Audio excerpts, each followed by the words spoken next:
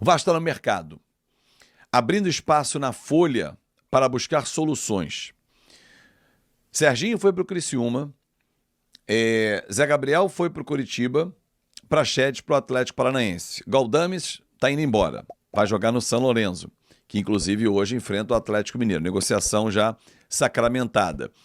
Rossi ainda está no Vasco. O Vasco busca abrir espaço. Com essas saídas, mais de R$1,5 milhão na folha do Vasco. Mas eu recebi uma informação e hoje, tendo a oportunidade, falarei com o presidente Pedrinho ou com o Marcelo Santana, que estava lá também no sorteio da fase anterior. Seguinte, o Vasco não iria usar a totalidade, essa é a informação que eu recebi. Abriu espaço de R$1,5 milhão, vai gastar então R$1,5 milhão para trazer novos jogadores, né, em salários? A informação que eu recebi é que não, porque o Vasco está muito preocupado com as suas finanças até o fim do ano. O presidente Pedrinho garantiu salários em dia, isso aí é fundamental para o bom andamento do processo. Está trazendo reforços, como já vieram Coutinho, Souza, Alex Teixeira e o Emerson Rodrigues. Está no mercado, trazendo outros jogadores, como, por exemplo, o atacante chileno Menezes, né? O atacante chileno que já deve ser anunciado hoje, inclusive, né? Tá aqui pegando a ficha dele, o Jean Menezes, de 31 anos, está vindo do Toluca, 2 anos de contrato.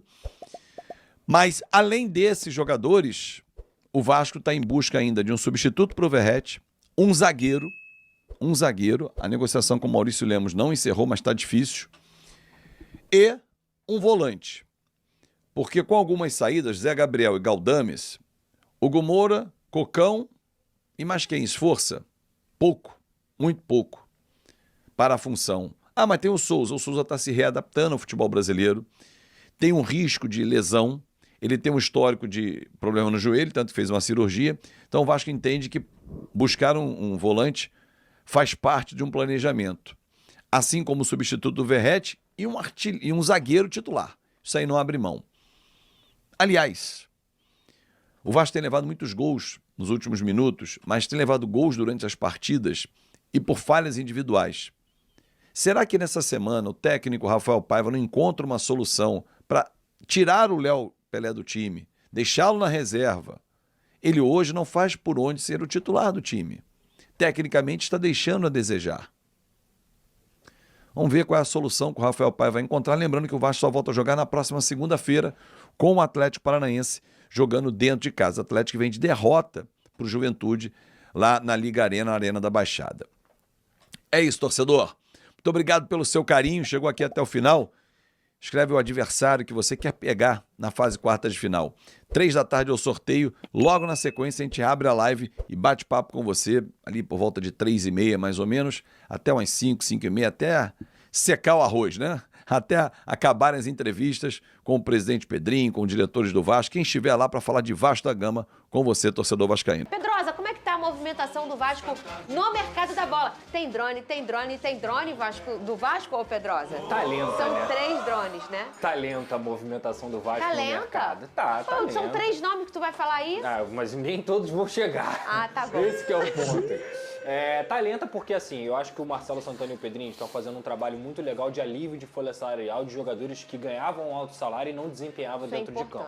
Isso é positivo. Agora, no quesito entradas, o Vasco contratou 4 jogadores: Coutinho, Alex Teixeira e Souza. Esse eu não vou nem contar como uma contratação do departamento de futebol. Apesar do Pedrinho ter sido importante na beira do Coutinho, não foi algo que há o mapeamento de mercado, não foi algo que aconteceu por vontade do jogador. E o Emerson Rodrigues foi um jogador trazido pelo Pedro Martins, que era o diretor anterior. Ou seja, até o momento, o Marcelo Santana, que vai fazer quase 2 meses de Vasco aí, não contratou ninguém. O primeiro deve ser o Jean Menezes, que é um ponta do Toluca, tem 31 anos, jogador que atua pela ponta esquerda, mas também pela ponta direita. É um atleta que tem uma boa quantidade de assistências na Liga Mexicana, participa bastante, vai bem com as 2 pernas, então eu considero uma boa contratação. O Vasco acertou um contrato aí de 2 anos com esse atleta, com opção de renovação por mais 6 meses, caso ele bata metas. Deve chegar amanhã no Rio de Janeiro, mais tardar na próxima sexta-feira. É um jogador que até o próprio empresário que negociou essa vinda estava ontem no CT Moacir Barbosa e que eu considero uma boa contratação.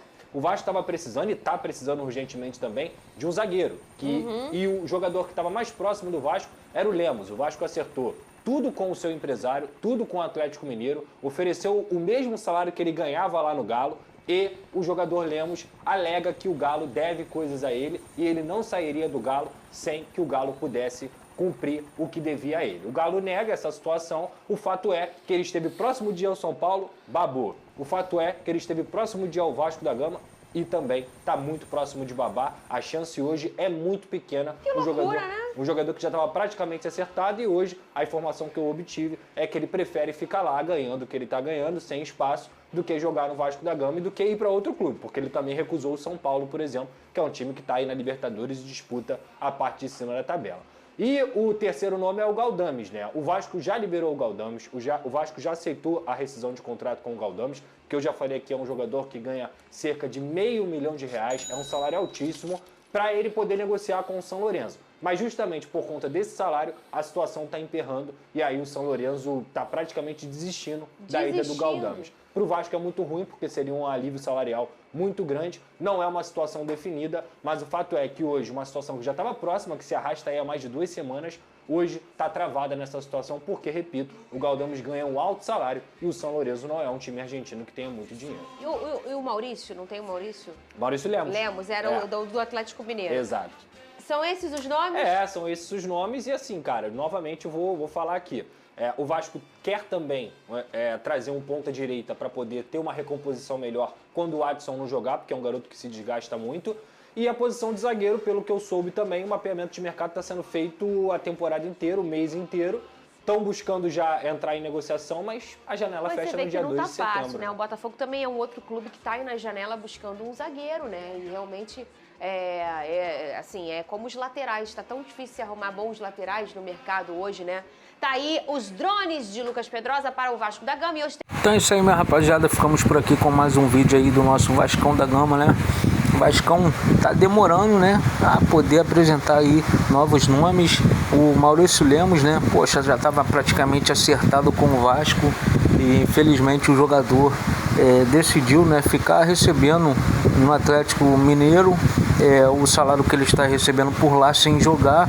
Ele achou melhor ficar assim do que vir para o Rio de Janeiro e jogar pelo Vasco da Gama, né? O atleta lá no Atlético é a opção bem distante do Gabriel Milito, né? Não tem muitas oportunidades de jogar. E olha que por lá o Milito usa 3 zagueiros, hein? E ele quase não tem oportunidade de jogar e ele preferiu não vir para o Vasco, né? O São Paulo também era outro clube interessado na contratação do jogador, mas o jogador prefere ficar no chinelinho, né? Então já vimos aí também que não serviria nem para vir para o Vasco, né? Não seria um jogador que poderia entregar uma raça, uma determinação para entregar os resultados positivos para o Vasco. Eu peço que você deixe a sua opinião nos comentários, se inscreva no canal se ainda não é inscrito, compartilhe o vídeo e deixa aquele like aí também para estar dando aquela fortalecida pra gente. Valeu!